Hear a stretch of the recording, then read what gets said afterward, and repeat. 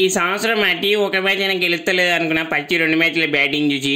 కానీ ఈరోజు సిఎస్కేతో మా పొచ్చోడు దిమ్మిసే పుద్విశాఖ జిమ్మలక్కడ బ్యాటింగ్ ఆడిండు. ఇక 40 కొట్టిండు. ఇక మ్యాచ్కు ముందు నాతోనికి వచ్చి అన్నా నేను ఆళ్తా అన్నాడు. ఏదో మా కోచ్ పెయింటింగ్ చెప్పి పొచ్చోడు ఆడతారంట అని చెప్పి నా పేరు విన బ్యాటింగ్ ఆడిపించిన. ఇక బాగానే ఆడిండు. కానీ వికెట్ నన్ను ఏ ఊరుకుతారు అనుకున్నాను. కానీ ఇక ఊరుకకుండా 6 పోళ్ళతోనే సఫర్ ఇచ్చిండు.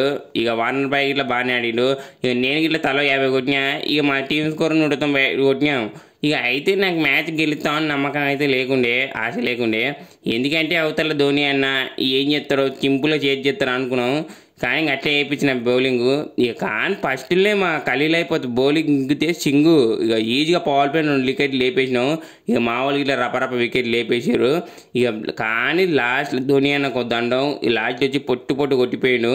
ఒక ఓవర్ ముందే వచ్చింటే ఇక ముచ్చటగా 3వ మేము ఇట్లా 3 మ్యాచ్ ఓడిపోతుంటివి. ఈ ఎటిల గుడ్డి ఈ సీజన్లో అయితే ఒక మ్యాచ్ అయితే గెలిచినాం.